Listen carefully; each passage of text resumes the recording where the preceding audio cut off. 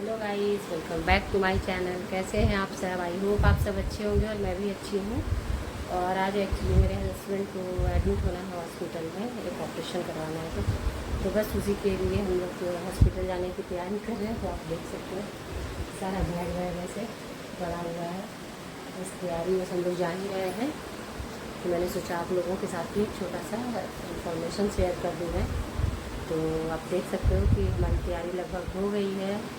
अब फटाफट से निकलना है हमें। तो चलिए फिर आगे ब्लॉग में। और मैं पहुंच गई हूँ हॉस्पिटल। और देखिए हॉस्पिटल में मैं एडमिशन में बैठी हुई थी, तो मैंने थोड़ा सा वीडियो बनाया ऐसे ही। बस क्या करूँ, बोर हो रही थी। 1 बजे की आई हुई, मुझे 7 बजे रूम मिला और फाइनली हम अपने रूम में गए। तो देखिए यहाँ से ना बहुत अच्छा नज़ारा पीछे विंडो से दिख रहा था, बिल्कुल बाहर मेन रोड का नज़ारा था। तो बहुत अच्छा लगता है जब आप हॉस्पिटल में हो, आपको धूप बाहर की दुनिया दिखती है। तो और फिर वो वाक़या याद आ गया मुझे अभी मैं जो मेरे हॉस्पिटल साथ में बैठी दुर्घटना हुई हुई थी। हूँ और मेरे साथ एक वाक़या हुआ जो मैं आप लोगों को बताना चाहती हूँ। कि पिछली बार क्या हुआ था ना कि जब मैं हॉस्पिटल आ रही थी तो करीब 28-29 जून को, हाँ जून में, 28-29 जून को जब मेरे हस्बैंड का ऑपरेशन था यहाँ पे पारस में हुआ था। तो क्या है ना कि मैं एक दिन डिस्चार्ज होना था इनको, पर उस दिन किया नहीं डिस्चार्ज, तो अगले दिन किया। तो क्या है ना, मैं घर गई, बच्चे घर पे थे अकेले, तो मैं घर गई थी गाइस। और घर गई तो क्या है ना कि मतलब लेट हो गया, जैसे 2-2:30 बजे मुझे पता ही चला कि डिस्चार्ज आज नहीं होना है। तो उसके बाद क्या है कि मैं घर गई तो वहाँ जाने और आने में मेरे घर में मेरा घर जाने में ही 1.5 घंटे लग जाते और आने में 1.5 घंटे लग जाते। फिर मैं वहाँ गई तो बच्चों को लाइन अप किया, क्योंकि घर पे मेरे मम्मी पापा हैं तो बहुत बुजुर्ग हैं, तो इस वजह से मैंने, मेरा बेटा छोटा है, आपने देखा होगा कि। हाँ तो गाइस क्या है ना, कॉल आ गया था मेरे हस्बैंड के मोबाइल पे। तो आज जब मैं आ रही थी ना, तो पता है उस समय मेरे साथ एक घटना हुई थी कि शाम को बहुत तेज़ बारिश होने लगी थी और मुझे तो हॉस्पिटल हर हाल में पहुंचना था। मर के पहुंचूं जी के पहुंचूं, लेकिन पहुंचना तो था हर हाल में, क्योंकि मेरे हस्बैंड थे हॉस्पिटल में। तो क्या है, बारिश बहुत हो रही थी, तो मैंने बोला इनको कि आप ना मेरे लिए कैब बुक कर दो। तो वहाँ पर ऑटो दिख रहा था, तो इन्होंने ऑटो बुक कर दिया। ऑटो से क्या है ना, मेरे पापा को भी थोड़ा पास में ही जाना था, तो मेरे पापा वहाँ पे उतर गए, क्योंकि बच्चों को देखना रहता था ना, वो सब्जी वगैरह लेने के लिए उतर गए रास्ते में। और मैं आगे चली आई यहाँ पे। तो हमारे घर से पारस का डिस्टेंस बहुत है, बहुत। मैं बताई ना कि 1.5 घंटे आने और 1.5 घंटे जाने में लग जाता है, मिनिमम 1 घंटे। कितनी भी जल्दी भागो तो 1 घंटे। तो गाइस पता है वो ऑटो वाला ने क्या किया, पूरी अंधेरी रात थी बिल्कुल। मैं उसका आपको ये दूंगी, मेरे पास है उसकी कुछ वीडियो क्लिप है, जब मैं ना ऐसी वीडियो बना रही थी कि सड़कें कितनी अंधेरी है। और फिर तो उसका वीडियो भी है, देखना आप, कितना अंधेरा सा लग रहा है। पता नहीं लाइट भी कटा हुआ था क्या, बारिश बहुत तेज़ हो रही थी। तो उसने क्या किया कि बीच यहाँ जो हनुमान मंदिर है ना, उसके बगल से जो पुल गया है, तो उस पुल पे उसने चढ़ाया, जहाँ से ये कौन सा होटल है, चाणक्य होटल है क्या, और भी जीपीओ वगैरह पता नहीं क्या दिखता है, वो सब दिख रहा था। और वहाँ पे उसने बीच में ऑटो रोक दिया और बिल्कुल अंधेरा था गाइस। मैं मतलब शुरू में मुझे लगा, उससे बोला ऑटो ख़राब हो गया, तो मैंने सोचा, बार बार वो पीछे जा रहा था कि क्या ही कर रहा है, क्या ही कर रहा है। तो बार बार वो पीछे जा रहा था। मेरे हस्बैंड कॉल पे थे, क्योंकि वो भी परेशान थे ना, हॉस्पिटल में थे, वो भी बहुत परेशान थे। तो कॉल पे ही थे और बोल रहे थे कि चलो उसको पैसे दो, जो भी बन रहा है उसको दो और निकल जाओ वहाँ से। तो मुझे समझ में नहीं आ रहा था, मुझे लग रहा था इस पुल पे उतर के मैं कहाँ जाऊँगी। वो बोल रहा है, मैडम जी मैं देख रहा हूँ, थोड़ा सा बना रहा हूँ। जब ना मुझे करीब करीब 10-12 मिनट हो गए ना वहाँ पे रुके हुए, तो फिर मैं उतर के गई और ऑटो को ऐसे लगाया था ना, पुल का जो आप घेरा हुआ रहता है ना, रेलिंग जिसको बोलते हैं, एकदम सटा के लगाया हो। तो बहुत मुश्किल से मैं वहाँ से साइड से निकल के गई, क्योंकि आगे से गाड़ियाँ बहुत आती रहती हैं। तो साइड से मैं निकल के गई, तो मैं देखती हूँ कुछ कर नहीं रहा है वो पीछे, बस ऐसे ही उसका मशीन बस ऐसे छू रहा है और किसी से कॉल पे बात कर रहा है। तो मेरा दिमाग बहुत एकदम ठनक गया कि क्या हो रहा है। तो गाइज़ उसके बाद मैंने क्या किया ना, मैंने, मेरे दिमाग में समझ में आ गया कि कुछ तो गड़बड़ी कहीं भी, मतलब कुछ तो गड़बड़ी हो रखी है। तो फिर मैंने उसको बोला, भैया मुझे जल्दी निकलना है, तो आप पैसे ले लो। तो वो बार बार बोल रहा था, मैडम मैं देख तो रहा हूँ, बन जाएगा, आप थोड़ी देर और वेट कर लो ना। तो फिर मैंने सोचा नहीं, आज तो कुछ गड़बड़ी है गाइस, मतलब पता नहीं, जीवन में पहली बार मेरे साथ ऐसा हुआ है। ये जो इंसिडेंट है, ऐसा इंसिडेंट कभी हुआ नहीं है मेरे साथ, क्योंकि मुझे अकेले निकलने की आदत भी बहुत कम है। और तो उसके बाद पता है, जब मैं ना वहाँ से निकली किसी तरह, मेरे हस्बैंड ने बोला जो भी मांग रहा है वो पैसे उतने दे दो उसको और सीधे निकल जाओ वहाँ से। तो मैं सीधे वहाँ से निकली। अब मुझे, मैं बता रही हूँ ना, मैं बिल्कुल ब्लैंक थी, मुझे कुछ समझ नहीं आ रहा था, क्योंकि मुझे वो रास्ता भी समझ नहीं आ रहा था कि मुझे आगे ये वो तिराहा वाला पुल है, किस साइड जाना है, मुझे कुछ समझ नहीं आ रहा था, क्योंकि ये वाला एरिया मेरे लिए नया है गाइस। तो मैं बिल्कुल ना, मेरा दिमाग काम नहीं कर रहा था, और मेरे दिमाग में बस एक ही चीज़ चल रही थी कि मेरे हस्बैंड अभी कुछ नहीं कर सकते, और मैं क्या ही करूँगी अगर मेरे साथ कुछ हो जाएगा, मैं क्या करूँगी, मुझे कुछ समझ नहीं आ रहा था कि मैं हॉस्पिटल पहुँच भी पाऊँगी कि नहीं। लेकिन मैं फिर मेरे हस्बैंड ने बोला कि कुछ ऑटो वाले को रुकवाओ ना, देखो कोई तो रिजर्व में आ जाएगा, पैसे ज़्यादा ले लेगा, लेकिन बोलना रिजर्व में पहुँचा देगा। तो मैं वैसे हाथ दे रही थी, तो कोई ऑटो वाला नहीं रुक रहा था। मैं दो चार ही, लेकिन पता है 5-7 मिनट बाद ही, मैं बोलूँ तो हनुमान मंदिर है वहाँ पे। अब मुझे तो उस समय कुछ याद नहीं आ रहा था, बस मैं बोली थी भगवान मेरी रक्षा करना, मुझे हॉस्पिटल पहुंचना है। और गाइस पता है, मैंने रुकवाया भी नहीं, एक बाइक वाला बंदा आया और वो बोलता है चलो मैडम जी मैं आपको छोड़ देता हूँ, आपको ऑटो तक छोड़ देता हूँ। मैंने उसको रुकवाया नहीं, मैंने उसको देखा नहीं। और ओवर ब्रिज पे बोलते हैं कि जैसे गाड़ी लगाना भी नहीं रहता, रोकना भी नहीं रहता है ना, क्योंकि वो चालान कट जाता है अगर थोड़ी देर रोक देते हैं हम। लेकिन वो बंदा रोके हुए है और मुझे समझ नहीं आ रहा है, मैं इनसे कॉल पे हूँ, मुझे समझ नहीं आ रहा है कि मैं क्या करूँ, मैं गाड़ी पे बैठूं कि नहीं बैठूं, क्योंकि आज तक मैंने कभी किसी दूसरे की बाइक पे बैठी नहीं है, कभी लिफ्ट नहीं लिया किसी से। तो मतलब चीज़ें एकदम बिल्कुल ना मेरे लिए बहुत अजीब सी थी, कुछ समझ नहीं आ रहा था, कोई रास्ता नहीं दिख रहा था। फिर वो ऐसे ही, मैं न बैठ रही हूँ ना उसको जाने बोल रही हूँ, मुझे कुछ समझ नहीं आ रहा है। फिर थोड़ी देर बाद बोलता है कि मैडम अगर आपको चलना है तो चलिए ना, नहीं तो फिर मैं चला जाता हूँ। फिर मैं अपने हस्बैंड से पूछती हूँ, कॉल पे ही रहती हूँ ना, तो मैं पूछती हूँ कि अच्छा मैं बैठ जाऊँ क्या, तो बोलते हैं हाँ हाँ बिल्कुल बैठ जाओ लिफ्ट लेके। और पहले भी वो बोल रहे थे किसी से लिफ्ट लेके बैठ जाओ ना, तो उसके पुल उतर जाना, उसके बाद तो ऑटो मिल जाएगा। तो फिर उसके बाद मैंने क्या किया ना, उसका फ़ोटो खींचने, मैं बोली भैया आपका मैं नंबर ले सकती हूँ क्या बाइक का, तो बोला हाँ हाँ मैडम जी बिल्कुल ले सकते हैं आप। और गाइस मैंने उसके बाइक का नंबर लिया, फिर मैंने अपने हस्बैंड को उसके बाइक के नंबर को मतलब कि व्हाट्सएप किया। तो फिर बोल रहा है कि मैडम आप डर रही हैं क्या, तो मैं बोली नहीं भैया ऐसी बात नहीं है। अब वो भी हॉस्पिटल में मेरे एक आदमी है जिनके पास मुझे जाना है, तो ऐसे मैंने ये नहीं बताया मेरे हस्बैंड है। मैंने बोला नहीं मुझे हॉस्पिटल पहुंचना है ना टाइम पे, तो इसी वजह से मैं थोड़ा सा वो हो रही हूँ, और जो सामने वाला बंदा है वो भी परेशान हो रहा है। फिर उस बंदे ने मुझे ऑटो में बिठा दिया। मैंने बोला भैया आप ऑटो में छोड़ दो, ऑटो से पहले ही छोड़ दो, मैं ऑटो ले लूँगी। लेकिन वो बोला नहीं मैं ऑटो में बिठा के ही आपको जाऊँगा। और गाइस मैं बता रही हूँ तब भी मैं बहुत डरी हुई थी, मुझे लग रहा था पता नहीं ऑटो वाले से भी इसकी सेटिंग है क्या, पता नहीं, दिमाग इतना अशांत था। लेकिन फिर एक बच्चा कोचिंग वाला बैठा उसमें, तो मुझे समझ में आया, क्योंकि ऑटो में और बहुत अजीब अजीब से लोग लग रहे थे मुझे, तो समझ नहीं आ रहा था कि मैं सही जगह हूँ या गलत जगह हूँ, क्योंकि रात का टाइम था। अगर दिन का टाइम होता तो मुझे इतना डर नहीं लगता पटना में, लेकिन रात का टाइम था तो मुझे बहुत डर लग रहा था।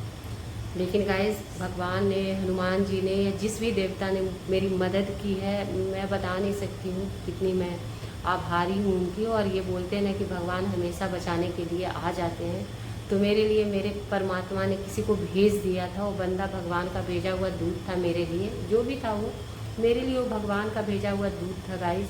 तो आप लोगों को मेरा बताने का मकसद आज ये है कि बहुत दिन हो गए मैंने इस घटना को बताया नहीं था, मैं सोची थी शेयर करूंगी, लेकिन मुझे लगा चलो रहने दो, क्या ही शेयर करूं। मुझे वो वाक़या याद आता था, वो मोमेंट याद आता था, और मुझे बहुत डर लगता था। अब आज का दिन कितना है, आज है 13 तारीख है, आज 13 जुलाई है। आज मेरे हस्बैंड को फिर से हॉस्पिटल में एडमिट होना है, और जो उन्होंने ओला ऑटो बुक किया वो फिर से उसी बंदे ने लिया। ओला ऑटो जो बुक किया है ना, वो उसी बंदे ने लिया है ओला ऑटो। और गाइस आप यकीन मानो कि मेरे हस्बैंड को ना पता नहीं बुकिंग उन्होंने ही करी थी, मैंने नहीं करी थी, तो अचानक से उनको याद आ गया और उन्होंने उससे पूछ लिया कि आप ही हो ना, क्योंकि वो नाम आ जाता है ना उसमें, तो उनके दिमाग में वो नाम शायद उस दिन छपा हुआ था। तो बोले कि आप ही थे ना, तो बोलता है हाँ भैया आप यहाँ, आप पहले भी आए हो ना, तो बोला हाँ मैं यहाँ पे पहले भी आया हूँ।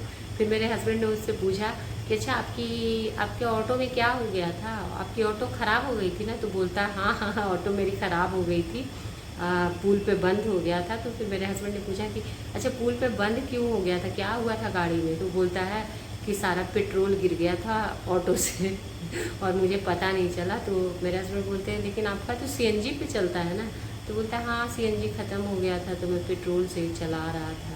तो मुझे लगा सचमुच, अब पता नहीं गाइस, मुझे तो मतलब 99% लगता है वो बंदा गलत था, लेकिन पता नहीं। लेकिन मैं आप लोगों को ये चीज़ ज़रूर बोलना चाहूँगी कि मतलब ये क्या बोलते हैं, जैसे ना हम किसी चीज़ को बुक करते हैं ना, तो मतलब ये सब चीज़ें सतर्क रहा करिए। अगर कहीं ऑटो ख़राब हो जाता है, अगर मैं उतर के नहीं देखती ना तो मुझे भी यकीन नहीं होता कि कुछ गलत हो रहा है या कुछ। मुझे लगा ऑटो ख़राब हो सकती है, बारिश का टाइम है, कोई बात नहीं, तो बना रहा है बंदा। मैं बोल रही थी अरे, मैं अपने हस्बैंड को बार बार बोल रही थी बेचारा वो बना रहा है, क्यों वो परेशान हो रहे हैं, बना लेगा ना। लेकिन वो बोले अरे नहीं निकलो वहाँ से।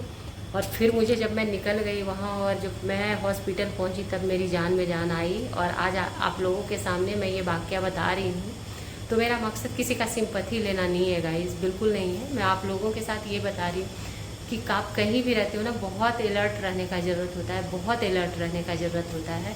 और जीवन में आज मैं इसलिए शेयर कर रही हूँ, शायद मैं शेयर नहीं करती, लेकिन आज मैं इसलिए शेयर कर रही हूँ क्योंकि फिर से उस ऑटो वाले को देख मुझे मतलब पूरा सीन याद आ गया और वो डरावना मंजर याद आ गया। और गाइज़ मैं यही कहूँगी आप लोग प्लीज़ सतर्क रहिएगा। अगर कभी आपके साथ ऐसी चीज़ें हो, वो पता नहीं ओला ऑटो था या उबर ऑटो था, मुझे याद नहीं है, लेकिन वही कुछ था क्योंकि मैंने बुक नहीं किया था। पर गाइज़ आप लोग प्लीज़ सतर्क रहिएगा और ये ध्यान दीजिएगा कि कभी भी रात के समय अकेले ना निकले। बुकिंग से अच्छा होता है शेयरिंग, लेकिन बारिश बहुत तेज़ थी इसीलिए मैं उसमें आई, बुकिंग करके आई, क्योंकि मुझे ज़्यादा आने जाने की आदत नहीं है। तो मुझे लगा शेयर करने में चेंज करना पड़ता है ऑटो, तो इसी वजह से मैं बुकिंग कर ली थी कि बारिश का बहुत टाइम है, फिर हॉस्पिटल जाके भी मैं भीग जाऊँगी।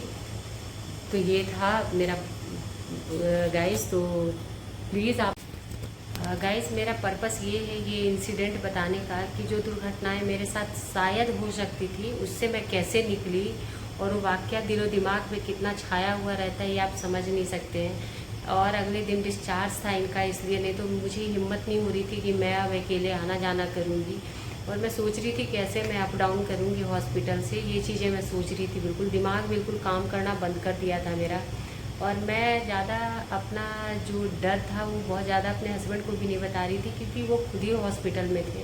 तो मैं अपना ज़्यादा डर नहीं बता रही थी उनको, क्योंकि वो भी परेशान हो जाते कि मेरी वजह से चीज़ें ये सारी चीज़ें हो रही है। तो गाइज़ प्लीज़ आप लोग जो मैं अभी आपको मैं ना रोड वाला डार्कनेस दिखाऊंगी कि कितना डार्क था। मैंने पहली बार पटना में इतना डार्कनेस देखा है बाहर निकलने के बाद, और मैं हमेशा अपने हस्बैंड के साथ ही बाहर निकलती हूँ मोस्टली। तो ये चीज़ें थी मेरे साथ। तो गाइज़ बस यही है कि हमें बुद्धि से काम लेने की ज़रूरत है, चीज़ों को बताना। वहाँ पे मैं ऑटो वाले को बिल्कुल भी शक नहीं होने दिया मैंने कि मुझे चीज़ें पता चल रही है, क्योंकि वो बिल्कुल आने नहीं दे रहा था। वो बार बार यही बोल रहा था मैडम ठीक हो जाएगा, ठीक हो जाएगा, ऐसे करके। लेकिन ठीक है गाइज़, कोई बात नहीं, भगवान ने मुझे बचाया है। और आप देखना उस वीडियो में मैं हनुमान मंदिर क्रॉस हो रही थी, मतलब तब मैंने पहले उस समय ऑटो रुका नहीं था, मैं ऐसी वीडियो बना रही थी कि देखिए हनुमान मंदिर कैसा दिखता है, इसलिए मैं ऐसी अकेले थी तो मैं वीडियो बना रही थी कि देखती हूँ। लेकिन उस दिन हनुमान मंदिर में भी लाइट नहीं जल रही थी, क्योंकि आप देख सकते हो, नहीं तो उस मंदिर में भी लाइटें जलती है, बहुत अच्छी लाइटिंग की हुई है मंदिर में, लेकिन उस दिन नहीं जल रही थी। आप देखना रोड वाले वीडियो में, बीच में थोड़ा सा वो डालूंगी, मेरे पास है रखा हुआ वो क्लिप, तो मैं डालूंगी गाइस। और बस इतना ही कहना था मुझे गाइस। पता नहीं जब भी मैं बोलती हूँ मेरा रूह काँप जाता है, बस इतना ही मैं कहूँगी, मेरा रूह काँप जाता है, मेरी ज़बान साथ नहीं देती है। तो ऐसी दुर्घटनाएं भगवान न करे कभी किसी के साथ हो, किसी के साथ हो। बस मैं आज सही सलामत हूँ आप लोगों के सामने, तो आप लोगों की दुआओं और मेरी परमात्मा की कृपा है, बहुत असीम कृपा है हनुमान जी की, क्योंकि हनुमान जी का ये प्रसिद्ध मंदिर है यहाँ पे हमारे बिहार वासियों के लिए, तो बहुत प्रसिद्ध है ये मंदिर। कहते हैं यहाँ पे जाने पे हर मन्नत पूरी होती है। तो इस मंदिर बस यही मैं सोच रही थी, भगवान मुझे बस सुरक्षित रखना, सही रखना, और मैं अपने पति के पास जल्दी से पहुँच जाऊँ किसी तरह। और देखिए हनुमान जी ने मुझे पहुँचा भी दिया बहुत अच्छे से। जो भी उस जो भला मानुष था, वो जो भले इंसान थे, उनको मैं दिल से धन्यवाद देती हूँ कि उन्होंने मेरे लिए भगवान का दूत बनकर मेरे लिए काम किया है। Thank you so much. और गाइस कहते हैं ना कि भगवान चाहे तो एक पत्ता नहीं हिल सकता है, तो बस वही चीज़ था। देखिए कितना डार्क है, बिल्कुल मैं ये जो वीडियो बना रही हूँ ये पहले बना रही हूँ जब ऑटो नहीं रुका था, तो मैं ऐसी सोची मैं थोड़ा सा वीडियो शूट करती हूँ। इतना अंधेरा क्यों है, मेरे दिमाग में ये चीज़ आ रही थी। आप देख सकते हो सिर्फ गाड़ियों की लाइट है, स्ट्रीट लाइट नहीं है बिल्कुल भी। और यहाँ से देखिए मैं जब गुजर रही थी तो क्या ना ऑटो में बहुत अच्छे से वीडियो बनाने में नहीं बनता। और देखिए दूर हनुमान मंदिर दिख रहा है, तो हनुमान मंदिर में भी लाइटिंग बहुत अच्छी की हुई है, पर वहाँ लाइट नहीं जल रहा था। यहाँ जंक्शन के पास तो कुछ लाइटिंग दिख रही है मुझे, लेकिन वहाँ पे लाइट नहीं जल रहा। वैसे स्ट्रीट लाइट में भी नहीं। और दूसरी साइड देखिए थोड़ी बहुत गाड़ियों की लाइट दिख रही थी, लेकिन ये देखिए बिल्कुल ऐसा अंधेरा था रोड जिस साइड मैं चल रही हूँ। गाइस आज है 13 जून है, 13 अगस्त है, और मैं आई हूँ और मेरी ज़िंदगी में फिर से वो वाक़या जो मैंने आपको सुनाया वो आ गया था, इसलिए मैंने आज आप लोगों को सुनाया है। और मैं यही चाहूँगी कि जीवन में आप लोग हमेशा सुरक्षित रहें, सतर्क रहें, अपने जिनके बच्चे हैं वो भी सतर्क रहें, है ना। अपने बच्चों को अलर्ट रखें, क्योंकि कहीं भी कुछ भी हो सकता है हम लड़कियों के साथ, तो बड़ा मुश्किल है। और